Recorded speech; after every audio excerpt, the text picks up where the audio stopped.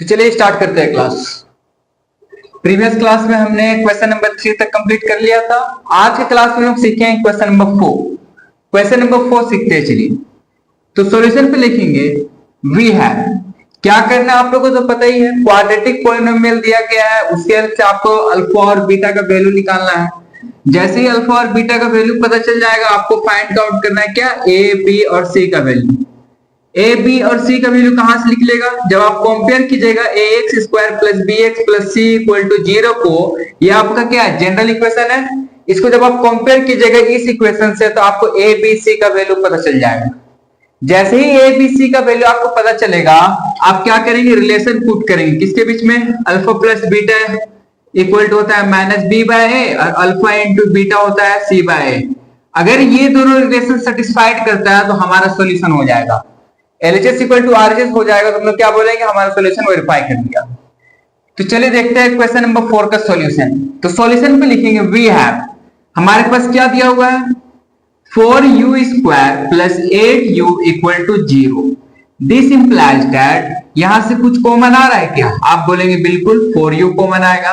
अगर 4u common निकालेंगे तो क्या बचेगा, 4 plus u plus 2 equal to 0. This implies that 4u equal to 0 and u plus 2 equal to 0. This implies that u का value क्या हो जाएगा, यहाँ पे 4 तो मल्टीप्लाई में तो राइट साइड जाकर डिवाइड होगा, तो u का वैल्यू 0 एंड u का वैल्यू -2। तो यहां तक आपको दो जीरोस मिल गया है, एक 0 मिल गया, एक -2 मिल गया। तो हम यहाँ पे क्या करेंगे, सपोज करेंगे, मान लेते हैं suppose alpha equal to 0 and beta equal to -2। मानेंगे अल्फा का वैल्यू 0 होगा और बीटा का वैल्यू क्या होगा, -2 हो जाएगा। जैसे ही यहां तक हो गया, अब हम लोग क्या फाइंड करेंगे, ए बी सी का वैल्यू। यहां पे लिखेंगे on comparing A x square, आप ये देखिए आपका जो क्वेश्चन है किसके टर्म में, यू के टर्म में है ना, आप एक्स की जगह यू मान लीजिए। A u square plus B u plus C equal to 0 and ये वाला equation 4u square plus 8u, सी की जगह पे कुछ इस इक्वेशन पे है नहीं, मीन्स क्या है 0 प्लस 0 इक्वल टू 0। जब इसको कंपेयर कीजिएगा तो आपको a का वैल्यू क्या मिलेगा, आप देखिए u स्क्वायर का कोफिशिएंट क्या है a, तो यहाँ पे भी u स्क्वायर का कोफिशिएंट क्या है 4, तो a का वैल्यू 4।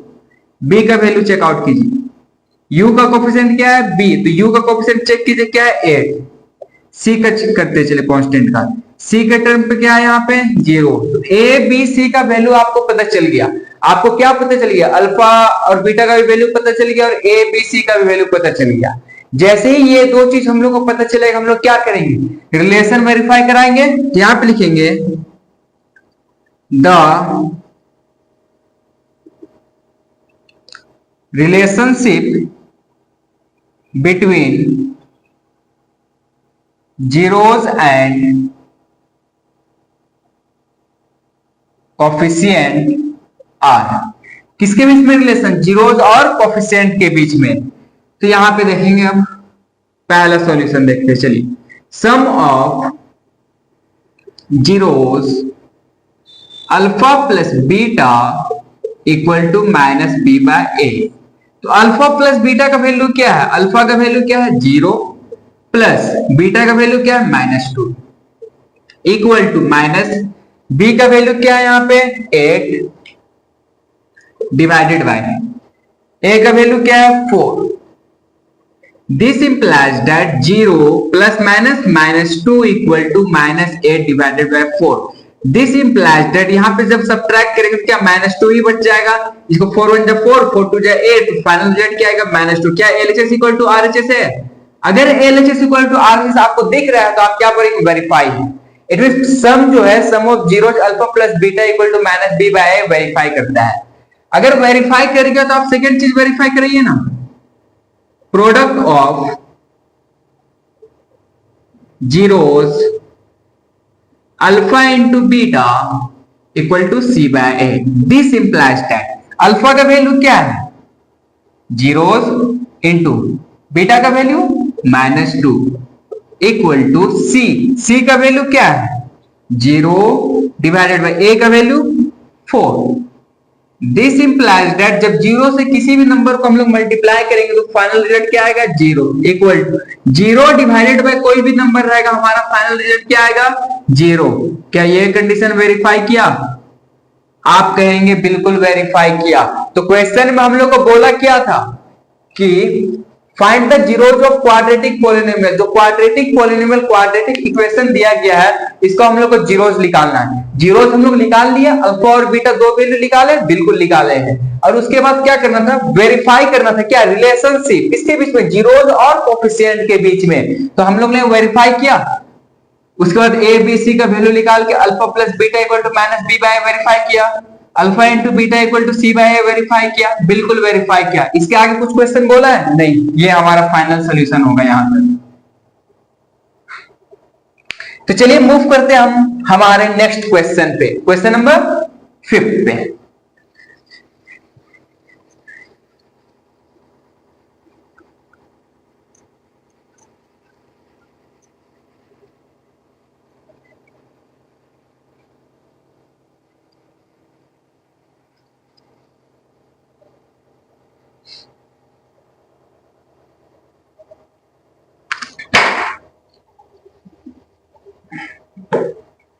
तो लिखेंगे फिफ्थ का सॉल्यूशन वी हैव, हमारे पास दिया हुआ है, क्या दिया हुआ है आप देखिए ना, T square minus 15। We have T square minus 15 equal to 0।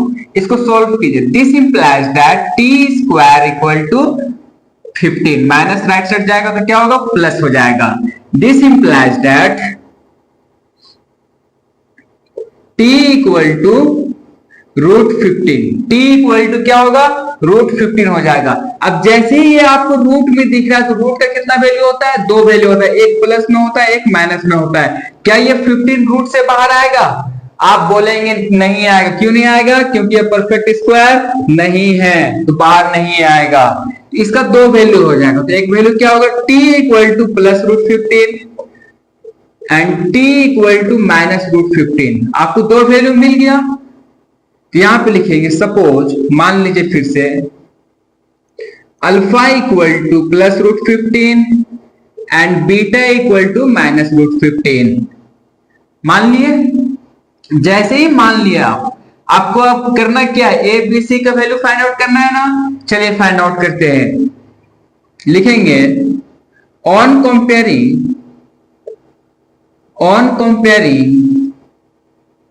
ए। अब यहां पे देखिए क्वेश्चन में क्या है, यहां पे देखिए x की जगह पे क्या है t है ना, तो मानेंगे यहां पे x की जगह पे t, A T square plus B T plus C equal to 0 and T square plus यहां पे देखिए क्या बी टी वाला टर्म है यहां पे नहीं है, तो मान लीजिए आप 0 into T minus 15 equal to 0। ये तो 0 से मल्टीप्लाई करके फिर से आपका सेम रिजल्ट आ जाएगा, बिल्कुल आ जाएगा। जब इसको आप कंपेयर कीजिएगा तो a का वैल्यू क्या आएगा आप खुद बताइए। टी स्क्वायर का कोफिशिएंट क्या है a, तो टी स्क्वायर का कोफिशिएंट चेक करेंगे क्या है 1, a का value 1।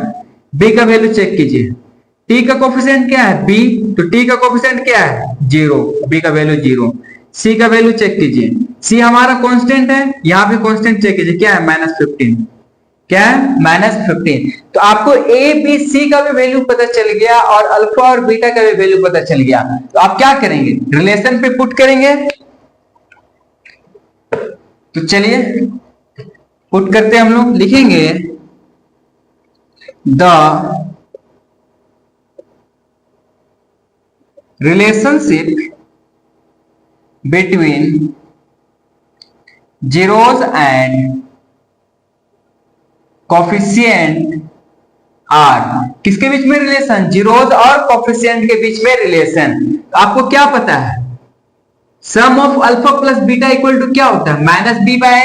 This implies that alpha का वैल्यू क्या है आप देखिए ना, अल्फा का वैल्यू है यहाँ पे √15 प्लस बीटा का वैल्यू क्या है -√15, लिखेंगे -√15। इक्वल टू माइनस बी का वैल्यू, बी का वैल्यू क्या है यहाँ पे 0 डिवाइडेड बाय ए का वैल्यू क्या है 1।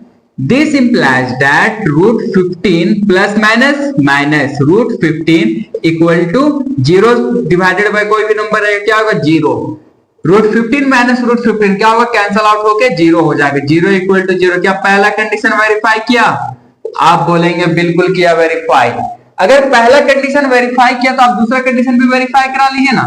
Product of zero equal to alpha into beta equal to C by A होता है। चलिए अल्फा का वैल्यू क्या है? अल्फा इक्वल टू क्या है root 15 into beta equal to क्या है माइनस का root 15 equal to C by A. C का वैल्यू क्या है माइनस 15 डिवाइडेड बाय ए। चलिए दिस इंप्लाइज दैट, अब देखिए ये जो रूट है ना ये रूट को हमको कैंसल आउट करना है। सबसे पहले प्लस माइनस चेक करते हैं। यहाँ पे कुछ नहीं मीन्स प्लस है तो प्लस माइनस माइनस हो जाएगा। ये रूट का मतलब क्या होता है 15 का पावर 1/2। रूट का मतलब क्या होता है पावर 1/2।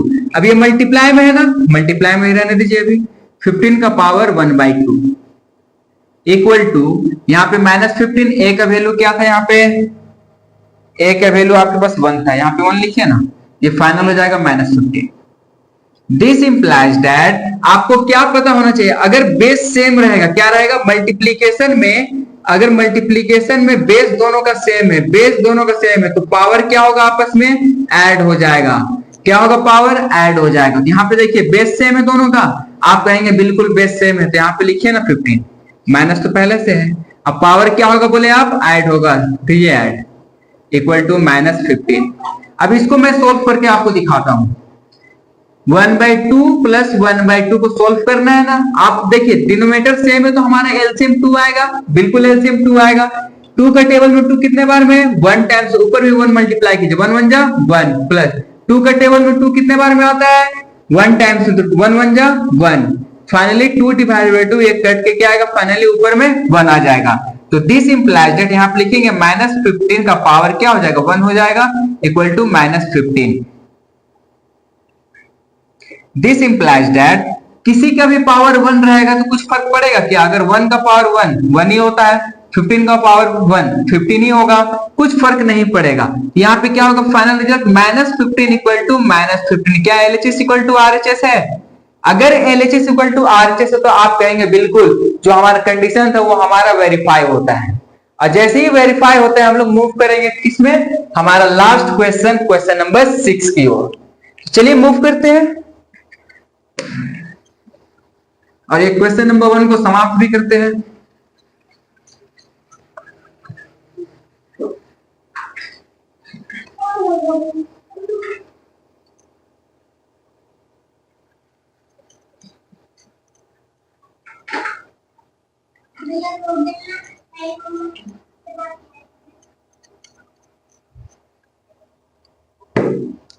तो चलिए देखेंगे यहाँ पे सॉल्यूशन ऑफ क्वेश्चन नंबर 6 का।